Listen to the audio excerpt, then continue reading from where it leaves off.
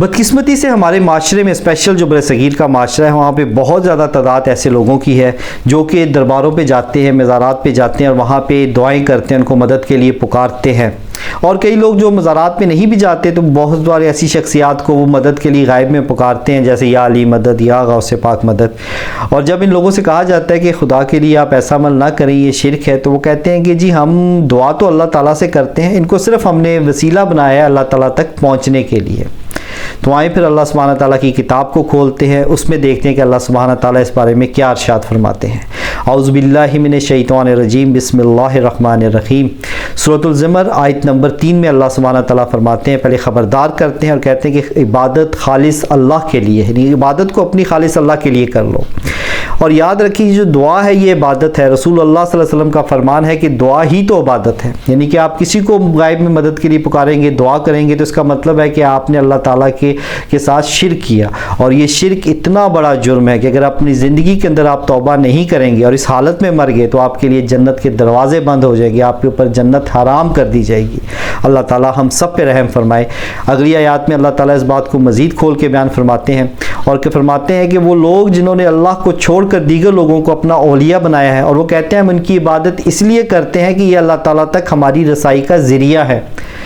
اب ذرا غور و فکر کریں تو یہ سیم وہی باتیں ہیں جو کہ آج کے معاشرے میں ہم لوگ کر رہے ہیں، یعنی کہ جو لوگ اس طرح کی روش اختیار کی ہوئی ہے وہ لوگ اسی طرح کی باتیں کر رہے ہیں۔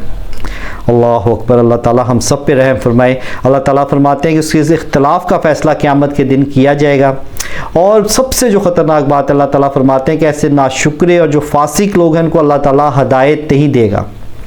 یہ سب سے بڑی ہدایت اللہ تعالیٰ کی سب سے بڑی نعمت ہے،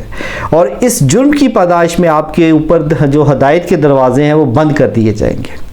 اور مزید اگر آپ اس پہ غور کریں تو یہ دیکھیں جو ہمارے آج کل بہت سارے لوگ اس طرح کی مثالیں دے رہے ہوتے ہیں کہ آپ نے جب کسی بڑے افسر سے ملنا ہوتا ہے تو آپ کو اس کی چپڑاسی سے ملنا پڑتا ہے پہلے۔ اللہ اکبر، معاذ اللہ، کہ آپ اللہ سبحانہ تعالیٰ کی مثالیں دنیا کے لوگوں کے ساتھ دے رہے ہیں، اس ذات کی مثال کی جس کے بارے میں رسول اللہ صلی اللہ علیہ وسلم نے ارشاد فرمایا تھا کہ سیدنا آدم علیہ السلام سے لے کر قیامت تک پیدا ہونے والا آخری انسان تک، اور اسی طرح تمام جنات مل کر بھی اللہ سبحانہ تعالیٰ کو جب پکارتے ہیں تو اللہ تعالیٰ ان کی فریاد کو سنتے ہیں اور اس کو پورا کرنے پہ قادر ہے۔